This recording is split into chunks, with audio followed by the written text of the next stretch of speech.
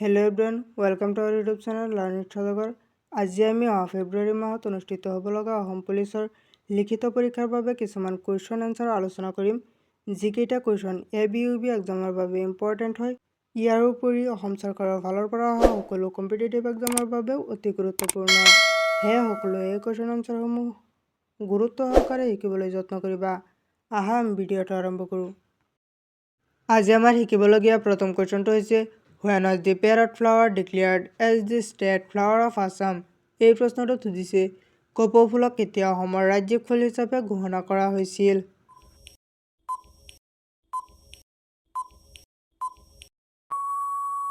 ইয়াৰ শুদ্ধ উত্তৰটো হ'ব অপশ্যন বি 2003 চনত। কপৌ ফুলক 2003 চনত অসমৰ ৰাজ্যিক ফুল হিচাপে ঘোষণা কৰা হৈছিল। Question 2 Where is the only veterinary college in Assam? এই প্ৰশ্নটোত সুধিছে অসমৰ একমাত্ৰ পশু চিকিৎসা মহাবিদ্যালয় ক'ত আছে?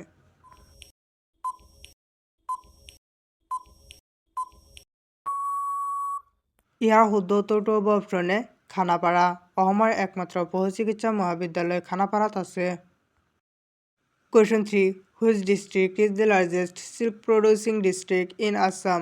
এই প্ৰশ্নটোত সুধিছে অসমৰ সৰ্বাধিক ৰেচম উৎপাদনকাৰী জিলাখনৰ নাম কি?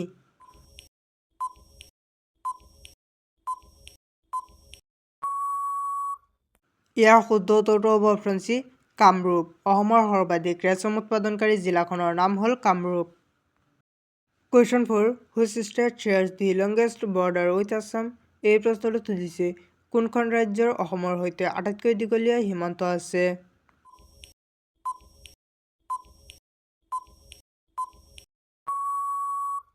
ইয়াৰ শুদ্ধ উত্তৰটো হ'ব অপশ্যন এ মেঘালয়। মেঘালয় ৰাজ্যৰ অসমৰ সৈতে আটাইতকৈ দীঘলীয়া সীমান্ত আছে। Question 5 Which king of Assam moved the capital of Assam to Sargua? এই প্ৰশ্নটোত সুধিছে অসমৰ কোনজন ৰজাই চাৰগুৱালৈ অসমৰ ৰাজধানী তুলি নিয়ে?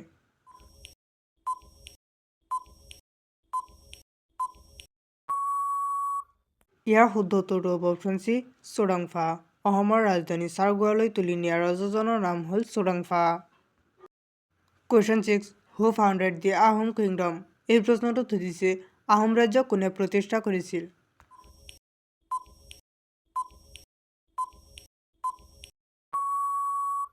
ইয়াৰ শুদ্ধ উত্তৰটো হ'ব অপশ্যন ডি চুকাফা। আহোম ৰাজ্য চুকাফাই প্ৰতিষ্ঠা কৰিছিল। Question 7 What was the name of the great king of the Ahom? এই প্ৰশ্নটোত সুধিছে আহোমসকলৰ শ্ৰেষ্ঠ ৰজাজনৰ নাম কি আছিল?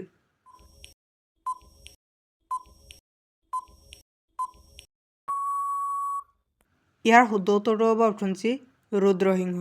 আহোমসকলৰ শ্ৰেষ্ঠ ৰজাজনৰ নাম হ'ল ৰুদ্ৰসিংহ।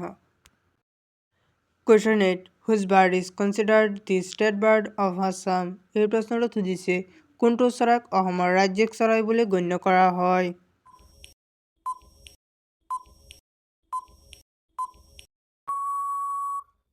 ইয়াৰ শুদ্ধ উত্তৰটো হ'ব অপশ্যন ডি বগা পাখি থকা হাঁহ। বগা পাখি থকা হাঁহক অসমৰ ৰাজ্যিক চৰাই বুলি গণ্য কৰা হয়। Question 9 The first Assamese film Joymoti was directed by whom?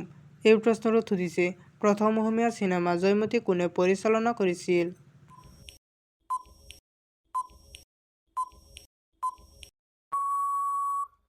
ইয়াৰ শুদ্ধ উত্তৰটো হ'ব অপশ্যন এ জ্যোতিপ্ৰসাদ আগৰৱালা। প্ৰথম অসমীয়া চিনেমা জয়মতী জ্যোতিপ্ৰসাদ আগৰৱালাই পৰিচালনা কৰিছিল।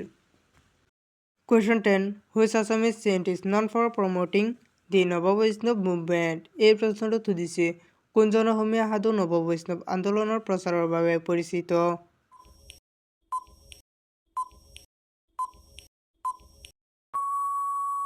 ইয়াৰ শুদ্ধ উত্তৰটো হ'ব অপশ্যন ডি শ্ৰীমন্ত শংকৰদেৱ।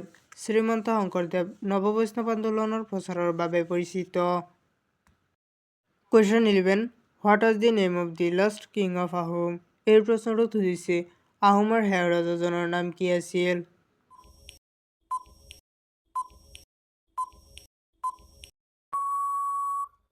ইয়াৰ শুদ্ধ উত্তৰটো হ'ব অপশ্যন চি পুৰন্দৰ সিংহ। আহোমৰ শেষ ৰজাজনৰ নাম হ'ল Purandar Singha. Question 12 Who was the first Ahom Borbarua? এই প্ৰশ্নটোত সুধিছে প্ৰথম আহোম বৰবৰুৱা কোন আছিল?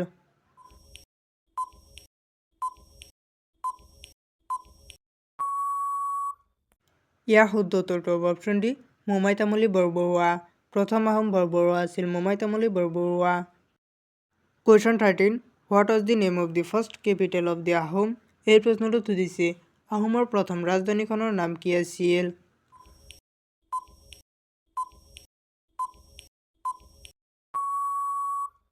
ইয়াৰ শুদ্ধ উত্তৰটো হ'ব অপশ্যন এ চৰাইদেউ। আহোমৰ প্ৰথম ৰাজধানীখনৰ নাম হ'ল Charaideo. Question 14 in which year was the Kachari kingdom annexed by the British. এই প্ৰশ্নটো সুধিছে কোন চনত কছাৰী ৰাজ্য ব্ৰিটিছে নিজৰ দখল কৰিছিল।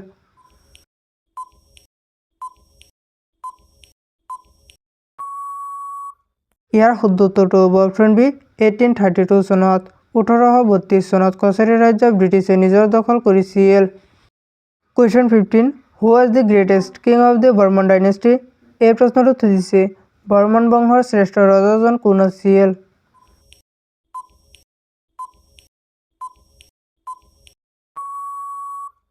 ইয়াৰ শুদ্ধ উত্তৰটো হ'ব অপশ্যন চি ভাস্কৰ বৰ্মন। বৰ্মন বংশৰ শ্ৰেষ্ঠ ৰজাজনৰ নাম হ'ল ভাস্কৰ বৰ্মন।